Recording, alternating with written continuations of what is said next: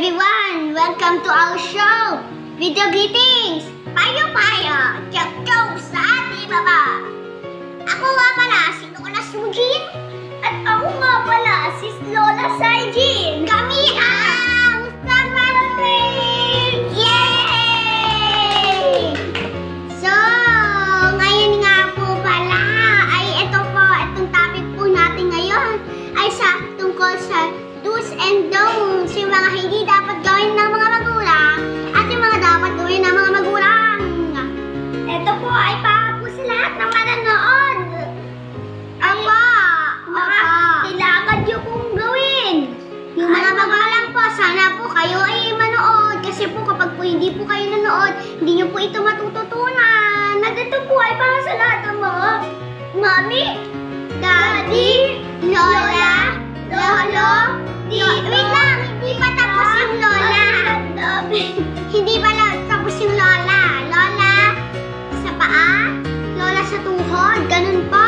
Ayan. Ito nga po pala, panoorin nyo na po ang Don'ts number 1. Pambira! Nangangalan na ba sa dyan? Naman kasi hindi ka nag-iisip eh. Mag-ingat-ingat ka naman oh. Ano ba naman yan? Pulutin mo yan! Dali, huwag mo akong galitin. Pulutin mo yan. Salamin mo, hindi ka kasi nag-iingat. Dali, pulutin mo, dali. Huwag mo akong gagalitin. Tapon mo! Kung nag-Facebook ako, ito. Bukay nakita mo namang may ginagawa, diba?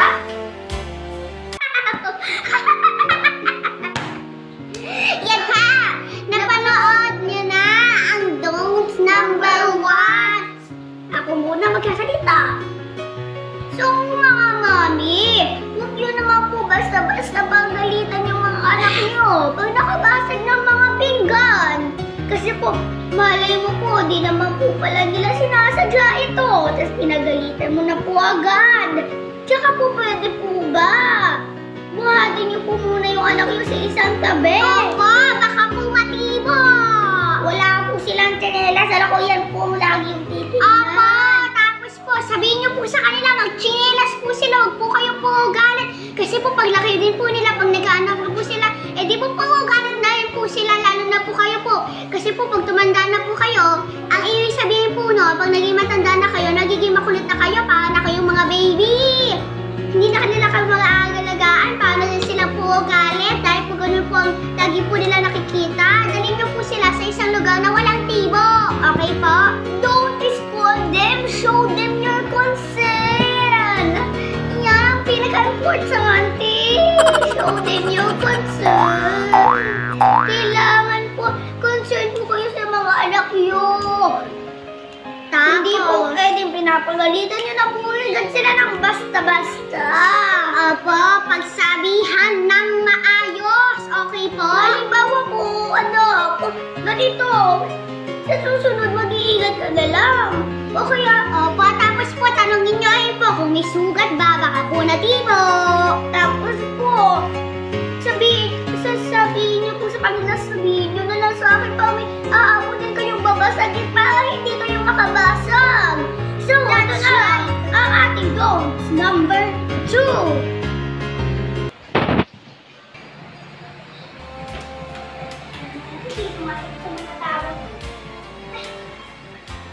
Ano ba naman yan?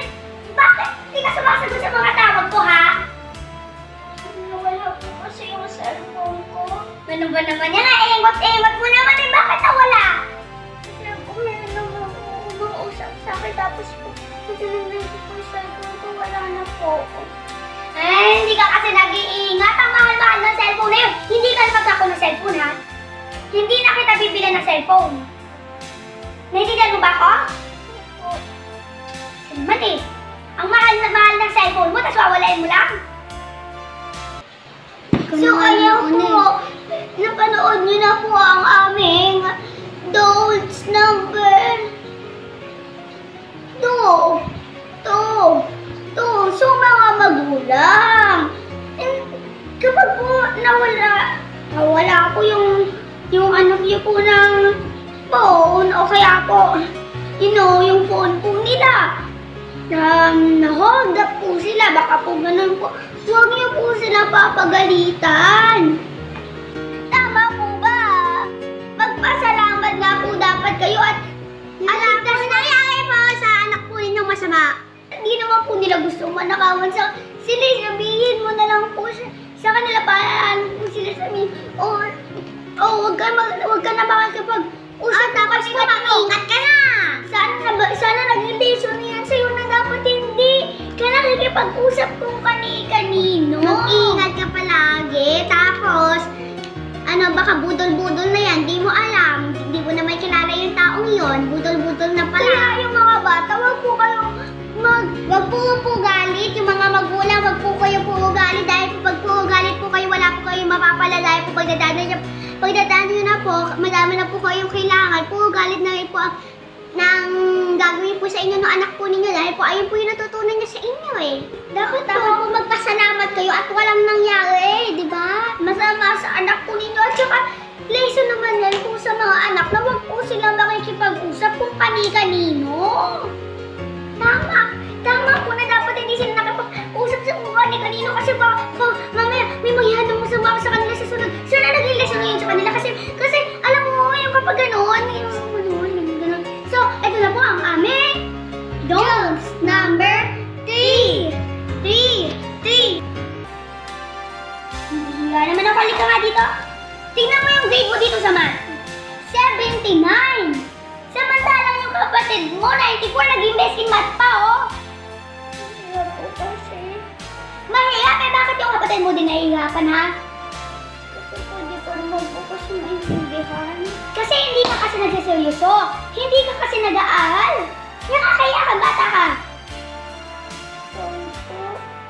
Sorry. 79. Diya naman, no? Eh, yung kapatid mo, naging best in math pa. Yan po, ang don'ts number 3. Sana po lahat po kaya ay napanood yan. Ang ating don'ts number 3. So, sa mga magulang naman po, dapat po huwag niyo po ipagka-compare. Don't compare your children to your other children. Kasi po, so sa mga magulang naman po, huwag naman po kayo ganun at porket po mababa po yung grade po ng anak po ninyo, papagalitan nyo na po agad at ikukumpara nyo naman po sa isa nyo pa pong anak maliit na po yun. Napakamali po nun. Kasi po, dapat po, dapat po ini-encourage nyo pa po sila na kaya nyo yan. Next time, mas magaling pa kayo. Alam ko yan. Alam ko naman. Baka po kasi, di ba po, mas magaling po siya sa art, sa iba pang major subjects, sa science. Opo, mababa man po siya sa math. Mas magaling naman po siya sa ibang subject. Kasi po yung mga bata may iba't ibang talento po yan eh. Kung yung isa po, mas magaling sa math. Opo, tanongin niyo rin po sila. May problema po ba sila sa math? Baka po matulungan niyo po sila. Mas magaling sa English. So, ito na po ang don'ts number 4. Ano ba naman yan? Nakakainis ka. Hindi mo na naman ginalingan. Nagsayang lang tayo ng oras doon.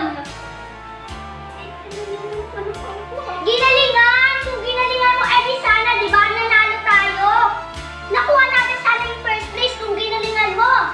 Sabi ko sa'yo, tumingin ka sa charge. Tigigil mo yung charge. Mag-smile ka, pero hindi mo naman ginawa. Sabi ko na sa'yo, mag-model ka na maayos, yung maganda, ganito ka. Ginawa mo, gumanon ka lang. Tapos sabi ko sa'yo, yung pose mo, yung model mo, ganon. Ano ba kung ano ginawa mo? Gumanon ka! Nakakahiya! Sorry po. Sana, nanalo tayo kung ginalingan mo. Kung sinunod mo lahat ng mga inuutos ko, di ba? Hindi na po makakuli. Siguraduhin mo lang. Ayan na po, napanood nyo na po ating don'ts number 4. So, parents, listen to us. When your child join the contest, don't expect them to win. Siyempre po, kailangan po yung anak po ninyo bigyan niyo pa po sila ng time. Ay, tapos po, sabihin niyo pa po sa anak po ninyo na mag-enjoy lang po sila dahil po kapag po sumali po sila na sumali sa contest, mas magiging friendly pa po sila at saka magiging confident po sila. Mas marami po sila makikilala, hindi na po sila mahihiya, masasanay na po sila na makikita po ng mga tao, at saka din po yun po sila papahiyain. So let them feel that they're already winners. Don't put them down, put them up. Sila, huwag niyo po sila papagalitan kasi po, manalo po, panalo pa rin po sila. May pa rin po sila, wait na po, may consolation prize. At saka po, ibig sabihin po kasi na may one meaning lang po kasi na meron pa po mas maganda para sa kanila na hinahanda po ni God. Opo, so ayan na po, panoorin po natin ang don'ts number 5.